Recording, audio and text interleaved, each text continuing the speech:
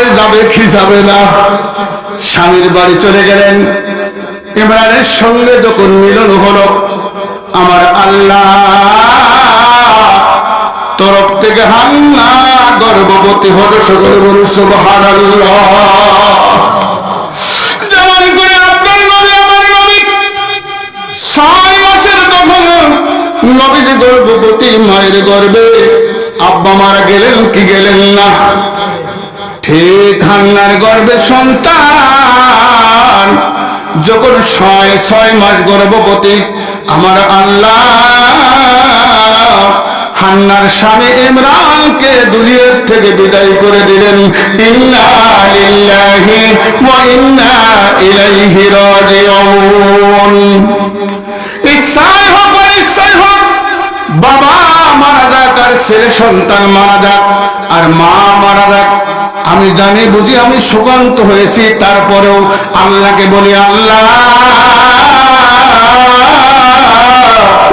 তুমি যাতে রাজি বা খুশি, আমি আব্দুর রহিম খুশি, ঠিক না বেঠি?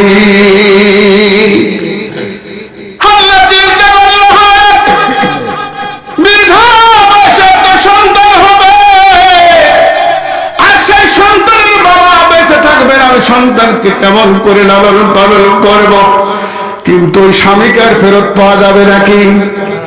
যিনি ইন্তেকাল করেছেন, যিনার জন্য আমরা দোয়ার মাহফিলের আয়োজন করেছি, ওয়াজ নসিহত করতেছি, উনি বিদায় হয়েছেন কিনা, ঠিক না বেঠিক?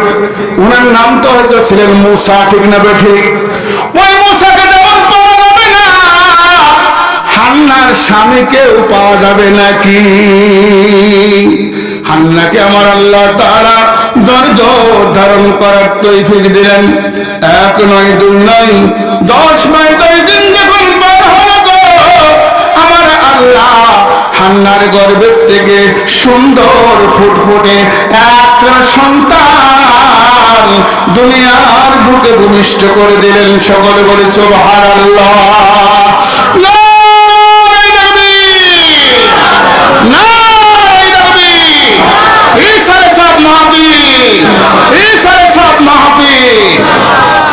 হান্নার গর্ভের থেকে যখন সন্তান হলো, হান্নার মুখটা মলিন হয়ে গেল, কিন্তু আমার আল্লাহ হান্নার মুখটা মলিন দেখা পছন্দ করলেন না। হান্নার মুখটা মলিন হয়ে জন্যই হান্না চেয়েছিল আল্লাহর কাছে কি সন্তান, পুরুষ সন্তান চেয়েছিলেন, কিন্তু গর্ভের থেকে বের হলো মহিলা সন্তান। কষ্ট লাগার কথা কিনা? বাইতুল মুকাদ্দাসে দান করবে, কিন্তু বাইতুল মুকাদ্দাসে কেমন করে দেবে, হয়েছে মহিলা সন্তান। এই জন্য মুখটা যখন মলিন হয়ে গেল গো, আমার আল্লাহ আল্লাহকে গায়েবে আওয়াজ দিয়ে বুঝাই দিল, আল্লাহ তোমার কোনো টেনশনের কারণ নাই গো, আল্লাহ তোমার সন্তানের নাম আমি রেখে দিলাম মারিয়াম আলাইহিস সালাতু ওয়াস সালাম। সকলে বলি মারহাবা। শুধু তাই নয়, তোমার ওই মেয়েকে আমি বাইতুল মুকাদ্দাসের খাদেম হিসেবে গ্রহণ করে নিলাম। সকলে বলি সুবহানাল্লাহ। গায়েবে আওয়াজ যখন শুনলেন, হান্নার মুখটা মলিন ছিল, হাসি ফুটে গেল। যখনই আল্লাহ গায়েবে আওয়াজ দিয়েছেন, হান্না ওই সময় চিন্তা করেছেন নিশ্চয় এই মহিলারা কত সুন্দর, ঠিক না বেঠিক? হান্না সুন্দর করে তার বাচ্চাকে লালন পালন করতে লাগলেন। 1 নয় 2 নয় 7 থেকে 8 বছর যখন পার হলো, হান্না চিন্তা করলো, হায় রে এই সন্তানকে আমি কেঁদে কেঁদে চোখের পানি ফেলে আল্লাহর কাছে চেয়ে আমি পেয়েছি, যদি আমি মান্যত পূরণ না করি এই সন্তান কেড়ে নিতে পারে কি পারে না? দিয়ে ধন বসে মন কেড়ে নিতে কতক্ষণ, ঠিক না ঠিক? দিয়ে ধন বসে মন কেড়ে নিতে কতক্ষণ, নদীর কুল ভাঙ্গে বকুল গড়ে, এই তো নদীর খেলা। সকাল বেলার ধনির 2 ফকির সন্ধ্যাবেলা, ঠিক না বেঠি? তাহলে শেষে ফকির আছে না? আর সকালে কি বাদশা আছে কিনা? তাহলে এই ফকির আর বাদশার ওর শেষে 1-2 মিনিট হবে ইনশাআল্লাহ। সম্মানিত ভাই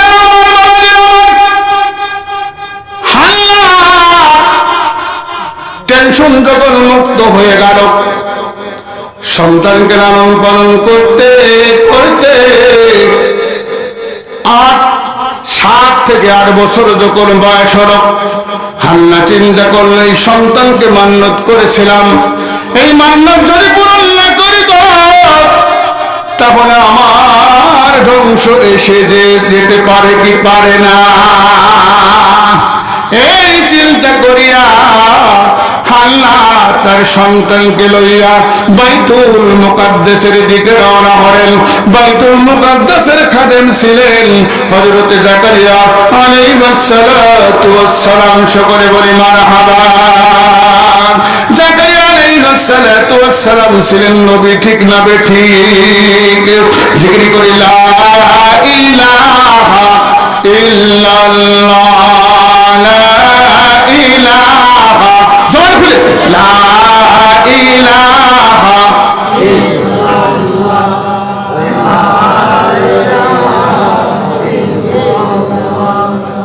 লা ইলাহা ইল্লাল্লাহ, লা ইলাহা ইল্লাল্লাহ, লা ইলাহা ইল্লাল্লাহ, হায়াতের মালিক যে আল্লাহ, মৌতের মালিক সে আল্লাহ, আমার মালিক যে আল্লাহ, আপনার মালিক সে আল্লাহ, লা ইলাহা ইল্লাল্লাহ, লা ইলাহা ইল্লাল্লাহ, লা ইলাহা ইল্লাল্লাহ, মুহাম্মাদুর রাসূলুল্লাহ সাল্লাল্লাহু আলাইহি ওয়াসাল্লাম। ও ভাইরা আমার, বাবাজিরা আমার, হান্না জাকারিয়া নবীর কাছে যখন পৌঁছে গেলেন, জাকারিয়া নবীকে বললেন, ও জাকারিয়া নবী গো, আমার কোনো সন্তান হতো না, আমার কোনো সন্তান হতো না, আমি আল্লাহর কাছে কেঁদে কেঁদে চেয়েছিলাম, আল্লাহ গো আমাকে একটা পুরুষ সন্তান দাও, কিন্তু আমার আল্লাহ একখানা মহিলা সন্তান দিয়েছে। ও জাকারিয়া নবী, আমার সন্তানকে বাইতুল মুকাদ্দাসের খাদেম হিসেবে গ্রহণ করে নি। জাকারিয়া নবী বললেন, মহিলা দিয়ে কখনো মসজিদের খেদমত করানো যাবে না, সুবিধার থেকে অসুবিধা বেশি, ঠিক না বেঠিক? সুবিধার থেকে অসুবিধা বেশি। রাসূল পাক সাল্লাল্লাহু আলাইহি ওয়াসাল্লাম মসজিদে আসা মহিলাদেরকে বন্ধ করেন নাই, কিন্তু হযরত ওমর ফারুক রাদিয়াল্লাহু তাআলা আনহু এই মহিলাদের আশাকে উনি পছন্দ করতেছেন না, কিন্তু আসলেই বন্ধ করবেন কি করে, এই টেনশনে ওনার সব সময় কাজ করতে লাগলেন। ওনার বিবিকে বললেন, বিবি মসজিদে না গেলে হয় না, তাকে রাসূল সাল্লাল্লাহু আলাইহি ওয়াসাল্লাম নিষেধ করেন নাই। তখন উনি কৌশল করলেন, বিবিকে বললেন যে তুমি আসো, আমি চলে যাচ্ছি। উনি এসে একটা ঝড়ের ভিতরে উনি লুকায় থাকলেন। নিজের স্ত্রীর গায়ে হাতের কোনো সমস্যা সমস্যা নাকি? গুনাহ হবে না, পাপ নাই, কোনো ঝামেলাও নাই। হযরত ওমর ফারুক রাদিয়াল্লাহু তাআলা আনহু ঝড়ের ভিতরে পলায় থেকে, পাহাড়ের গোয়ায় থেকে বিবি যাচ্ছে, ওন্না ধরে টান দিয়ে উনি আবার লুকায় গেলেন। লুকায় যে আবার ঘুরে ওনার স্ত্রী ফেরত চলে গেল, উনি সাইড দিয়ে ঘুরে মসজিদে এসে ইমামতি করলেন। ইমামতি করার পরে বাসায় যে বলতেছেন, বিবি তুমি কি নামাজ পড়তে গেছিলে? তো বলছে না, আর রাসূল পাক সাল্লাল্লাহু আলাইহি ওয়াসাল্লামের জামানা নাই, আর মসজিদে যাওয়ার মতো কোনো কায়দা নাই। সিস্টেম করলেন, বুঝেছেন কথা?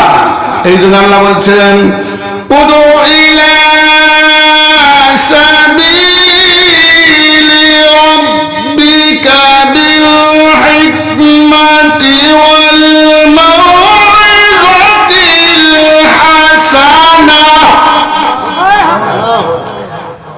তুমি মানুষের সামনে কি করো, হেকমতের সঙ্গে কি করো, কথা বলো, সোজাসুজি ডাইরেক্ট অ্যাকশন করে না, অসুবিধা হবে। ডাইরেক্ট গোশ খাওয়া যায়, ডাইরেক্ট গোশ কিনে নিচে খাওয়া যায়, সিস্টেম করে নিতে হয়, ঠিক না বেঠি?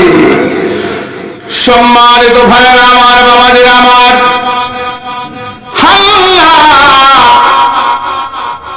যখন জাকারিয়া নবীকে বললেন, জাকারিয়া নবী হান্নাকে বললেন, হান্না তোমার সন্তান দিয়া বাইতুল মুকাদ্দাসের খেদমত করানো যাবে না। তখন জাকারিয়া নবী কাছে নাসর হয়ে যখন পড়লেন, তখন বলল, তুমি একটু অপেক্ষা করো, আমার মুসল্লিদের সঙ্গে আমি পরামর্শ করি। তাহলে মুসল্লিদের দরকার হবে কি হবে না? মুসল্লিদের সঙ্গে পরামর্শ করার জন্য যখন সবাইকে ডাকলেন, ডেকে যখন বললেন যে মহিলা দিয়ে মসজিদের খেদমত করানো যাবে নাকি, মুসল্লিরা এক বাক্যে বলল, না না, মসজিদে কোনো মেয়ে মানুষ খেদমতের জন্য রাখা যাবে না। তখন জাকারিয়া আলাইহিস সালাতু ওয়াস সালাম এসে বললেন যে মসজিদে কোনো মুসল্লি রাজি হয় নাই, খেদমতের জন্য তোমার মেয়েকে রাখা যাবে না। তখন হান্না বলতেছে, তাহলে আমি তোমার মুসল্লিদের সাথে একটু কথা বলি, তুমিও হাঁটো আমিও যাই। যাওয়ার পর মুসল্লিদের উদ্দেশ্য করে বললেন যে আমার কোনো সন্তান হতো না, আমি আল্লাহর কাছে ফরিয়াদ করেছিলাম কেঁদে কেঁদে, আল্লাহ তুমি আমাকে একটা পুরুষ সন্তান দাও, আমার বন্ধা নামটা কেটে দাও আর আমার সন্তানকে বাইতুল মুকাদ্দাসে দান করে দেব।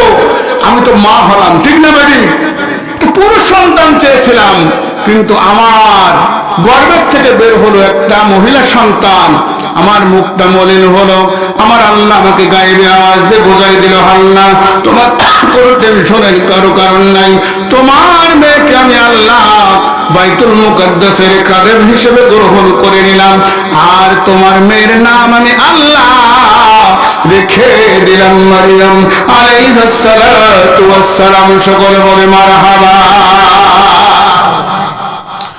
মুসল্লিদের সকলের জবান বন্ধ হয়ে গেল, কেউ কথা বলে না।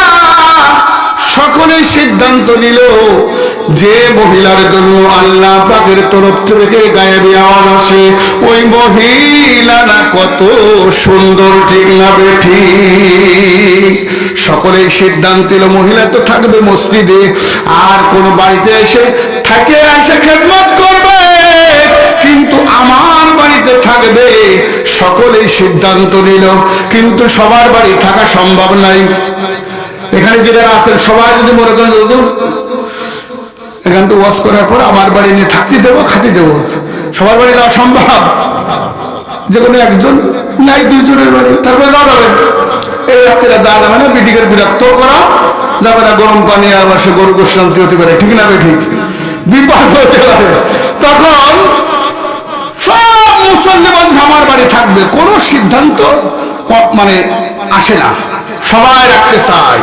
তখন আবার ফয়সালা হলো কোথার থেকে?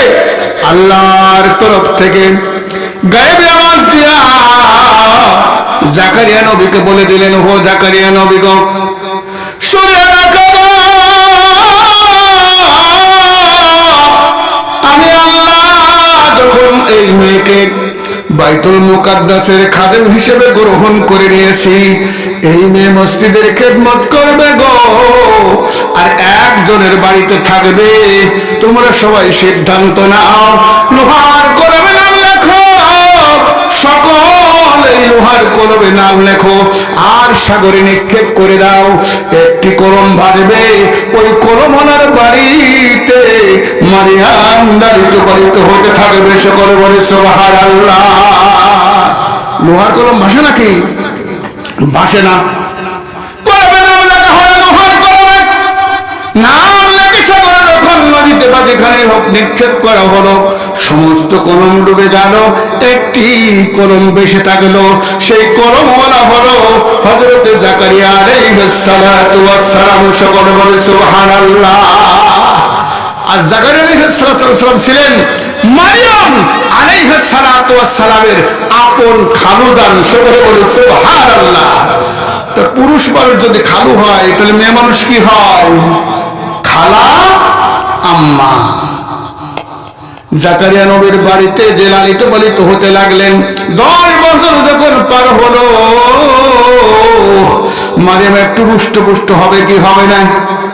জাকারিয়া নবী চিন্তা করলেন এই মহিলা বিপদটা নামতে পারে গো, আর একা আসা যাবে না। জাকারিয়া নবীর সঙ্গে করে আনেন, সাইজুল দেওয়ার পরে থুয়াসেন, কিন্তু এভাবে চলে না। উনি বাইতুল মুকাদ্দাসের পাশে একখানে কামরা করলেন, কামরার ভিতরে রাখে, ঝাড়ি দেওয়ার পর আটটায় দেয়, তালা মারে, আবার তারা করে সঙ্গে করে বাড়ি লইয়া যায়।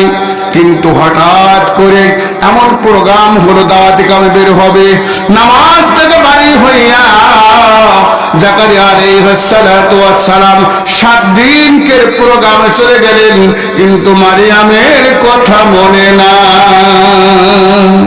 তালা কেউ খুলতে পারবে? তালা খোলার ক্ষমতা নাই যুবতী নারী। জাকারিয়া আলাইহিস সালাতু ওয়াস সালাম 7 দিন পরে যখন মরে পড়েছে, হায় রে মেয়েকে তো ঘরের ভিতরে আটটায় রেখে আসছে, কোনো মানুষ তো খুলতে পারবে না, আর খুলবেও না। বেঁচে আছে না মারা গেছে একটু যাইয়া দেখি গো। যে তালা খুলে দেখে মারিয়াম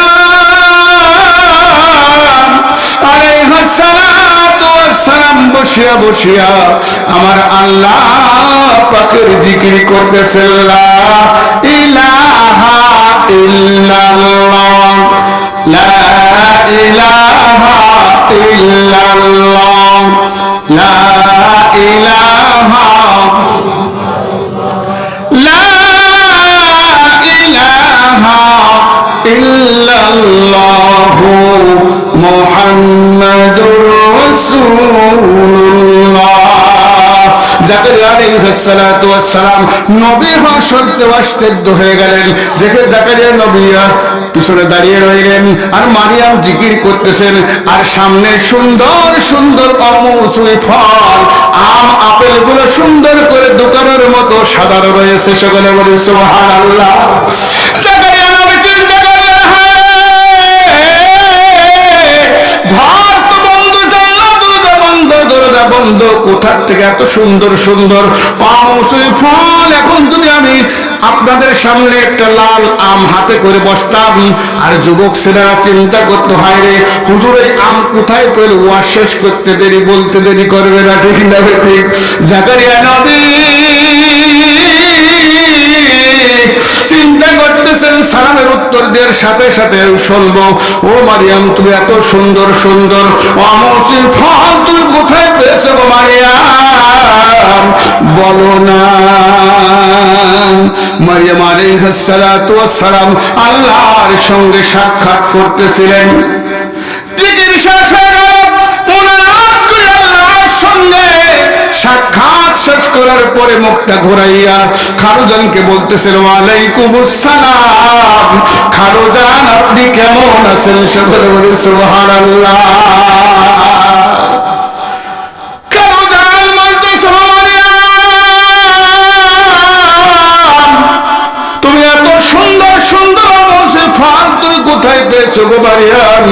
সঙ্গে সঙ্গে মারিয়াম আলাইহিস সালাতু ওয়াস সালাম খালুজানকে বলতেছিল, ও খালুজান আমার আল্লাহ পাকের তরফ থেকে হযরত জিবরাইল আলাইহিস সালাতু ওয়াস সালাম রেখে গিয়েছেন। সকলে বলে সুবহানাল্লাহ। রিজিকের মালিক কে? হায়াতের মালিক কে? মউতের মালিক কে? বিশ্বাস হয় কি হয় না? রিজিক কে দিতে পারেন?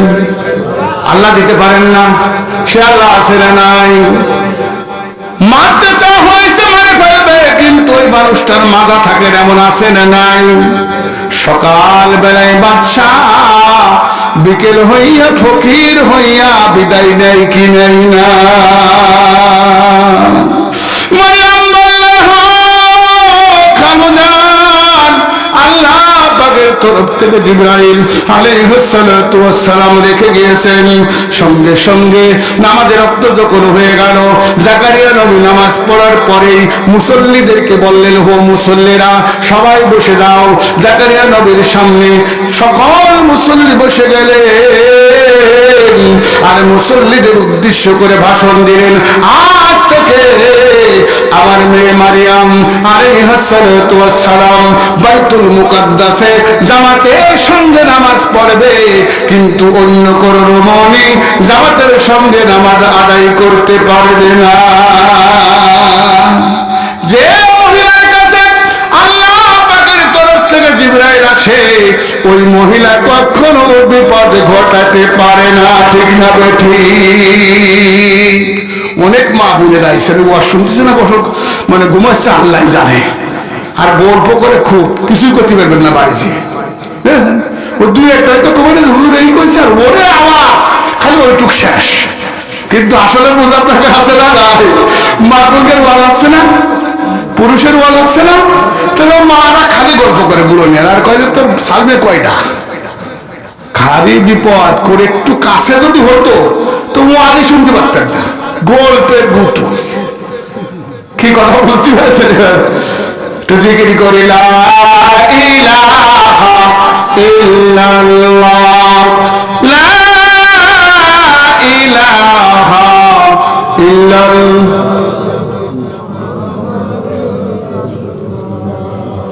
লা ইলাহা, লা ইলাহা ইল্লাল্লাহ মুহাম্মাদুর রাসূলুল্লাহ সাল্লাল্লাহু আলাইহি ওয়াসাল্লাম।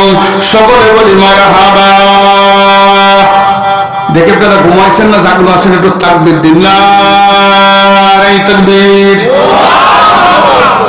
তাই তো ভালো, আমি আস্তে আস্তে করে আপনারা জোরে কোন ভালো হবে না?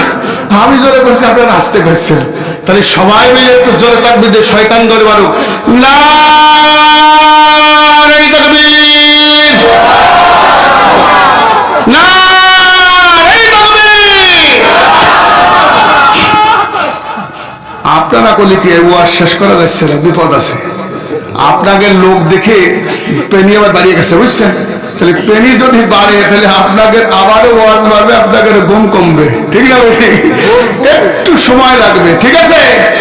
আপনারা যতক্ষণ আছেন আমিও ততক্ষণ থাকবো ইনশাআল্লাহ।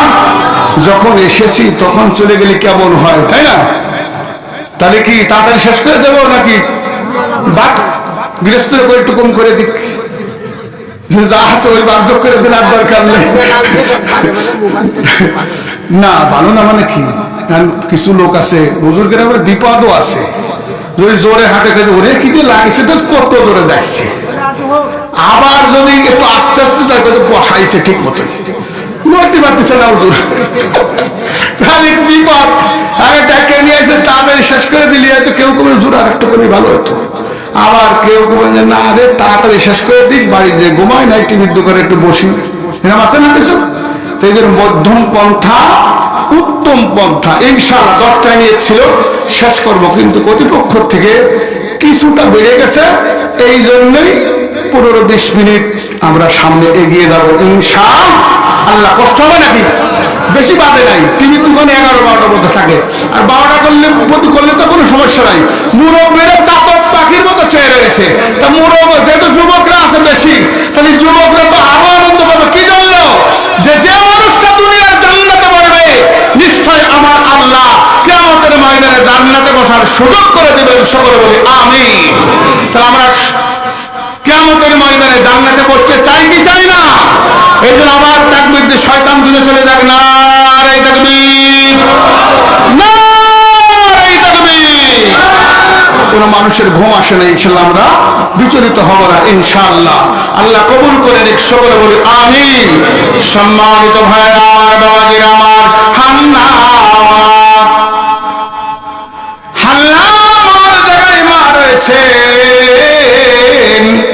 মারিয়াম আলাইহিস সালাতু ওয়াস সালাম। জিকির করতে করতে এমন পর্যায়ে পৌঁছে গেল বাইতুল মুকাদ্দাসের শুধু খাদেম নয়, আমার আল্লাহ তাআলা বাইতুল মুকাদ্দাসের মুসল্লি হিসেবে কবুল করে নিলেন। সকলে বলে সুবহানাল্লাহ। সম্মানিত ভাইরা আমার, আপনাদেরকে বলেছিলাম রাখে আল্লাহ মারে কে, আর সকাল বেলার ধনী, সকাল বেলার বাদশা বিকেল বেলা ফকির হয় কি হয় না? আপনারা দেখেছেন, আপনাদেরকে বুঝাতে বেশি সময় লাগবে না, কিন্তু বাদশা সুলাইমান আলাইহিস সালাম নদীর পাড়ে বসে আছে না নাই? বলেছিলাম না, নদীর পাড়ে বসে নদীর ঢেউ দেখতেছে আর চিন্তা করতেছে, হায় রে আমার আল্লাহ কেমন করে বলল সকাল বেলার বাদশা আর বিকেল বেলার ফকির। আমার আল্লাহ বলতেছে, হো সুলাইমান, তবে সমস্ত জীব দেবতা আছে, তোর কথা বলার মতন সুযোগ করে দিয়েছি তোর সঙ্গে, আর তোর তাবে করে দিয়েছি, তুই কি করছিস? আল্লাহ বলছে, সুলাইমান তুই কি করছিস?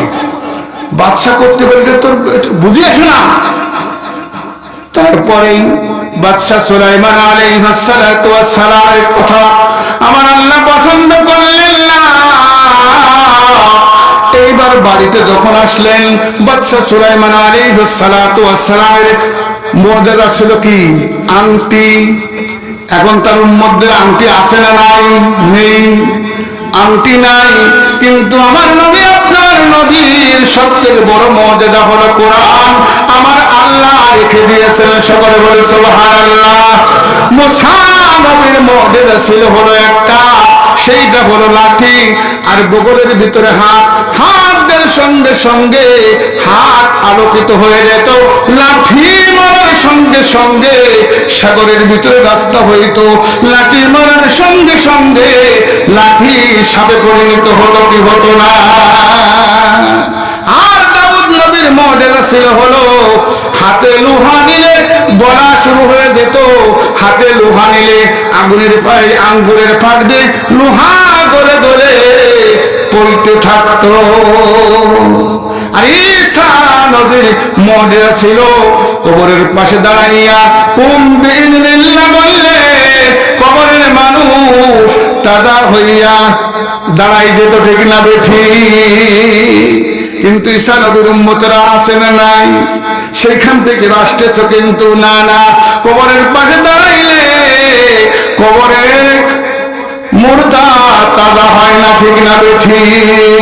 লাঠিও নাই, নবীদের মুআজিজাও নাই, কিন্তু আমাদের নবী, আপনার নবী, নবী মুহাম্মদুর রাসূলুল্লাহ সাল্লাল্লাহু আলাইহি ওয়াসাল্লামের কোরআনের মুআজিজা আছে না না?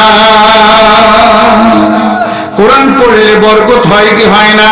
একটা হরফ যদি পড়া হয়, ওযু ছাড়া যদি আমি পড়ি, তাহলে আমার 10টা নেকি হবে। আপনি শুনলে আপনারও 10টা নেকি হবে। সকলে বলে মারহাবা। আমার যদি ওযু থাকে গো, আমি যদি পড়ি 50টি নেকি হবে। আপনারা শুনলেন, আপনাদের আমলনামায় 50টি নেকির সওয়াব।